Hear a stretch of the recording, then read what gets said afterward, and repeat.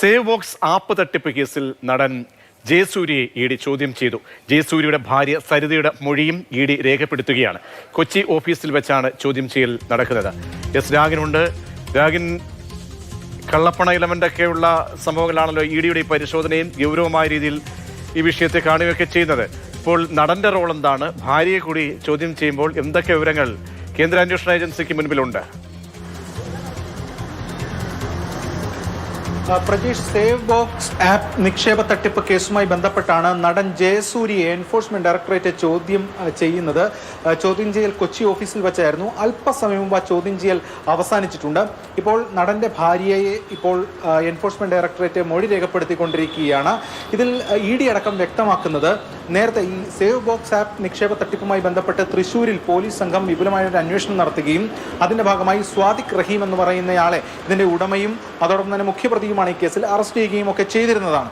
അപ്പോൾ ഈ സ്വാദിഖ് റഹീമിൻ്റെ ഒരു മോഡസ് ഓഫ് ഓപ്പറാൻഡി എന്ന് പറയുന്നത്, ഈ ഇത്തരത്തിലുള്ള ആപ്പിൻ്റെ ഫ്രാഞ്ചൈസികൾ നൽകാമെന്ന് പറഞ്ഞ് വിവിധ ആളുകളിൽ നിന്ന് ലക്ഷക്കണക്കിന് രൂപ വാങ്ങി ലാഭവിഹിതം ഉൾപ്പെടെ നൽകുമെന്നാണ് പറഞ്ഞത്. പക്ഷേ നൽകിയില്ല. ഇത് ഒരു ഓൺലൈൻ അല്ലെങ്കിൽ ഈ ഇലക്ട്രോണിക് ഉപകരണങ്ങൾ കുറഞ്ഞ വിലയ്ക്ക് ലേലം ചെയ്യുന്ന തരത്തിലുള്ള ഒരു ആപ്പ് അല്ല, അതുമായി ബന്ധപ്പെട്ട കാര്യങ്ങളായിരുന്നു. ഇയാൾക്ക്, ഈ സ്വാദിഖ് റഹീമിന് സിനിമാ മേഖലയിലുള്ള പലരുമായി ബന്ധമുണ്ടായിരുന്നു. മാത്രമല്ല ഈ ജയസൂര്യ ഈ സേവ് ബോക്സുമായി ബന്ധപ്പെട്ട ഇതിൻ്റെ ബ്രാൻഡ് അംബാസിഡറായി ഒരു കരാർ ഉണ്ടായിരുന്നു എന്നതാണ് ഇഡിക്ക് ലഭിച്ചിരിക്കുന്ന വിവരം. അപ്പോൾ ഇതുമായി ബന്ധപ്പെട്ട കാര്യങ്ങളാണ് ഇപ്പോൾ പ്രധാനമായിട്ടും പരിശോധിക്കുന്നത്. സ്വാഭാവികമായിട്ടും അങ്ങനെ എഗ്രിമെൻ്റ് ഉണ്ടെങ്കിൽ അതിൻ്റെ പണമിടപാടുകൾ, ആ പണം പോയിട്ടുള്ള അക്കൗണ്ടുകൾ, സ്വാഭാവികമായിട്ടും ഈ സ്ഥാപനം എന്ന് പറയുന്ന ഒരു ക്രൈമിൽ ഉൾപ്പെട്ട സ്ഥാപനമാണ്. അപ്പോൾ അത് ഒരു പ്രൊസീഡ്സ് ഓഫ് ക്രൈമാണ്. അതായത് കുറ്റകൃത്യത്തിൽ നിന്ന് സമ്പാദിച്ച പണം ഈ സ്ഥാപനത്തിലുണ്ടാവും.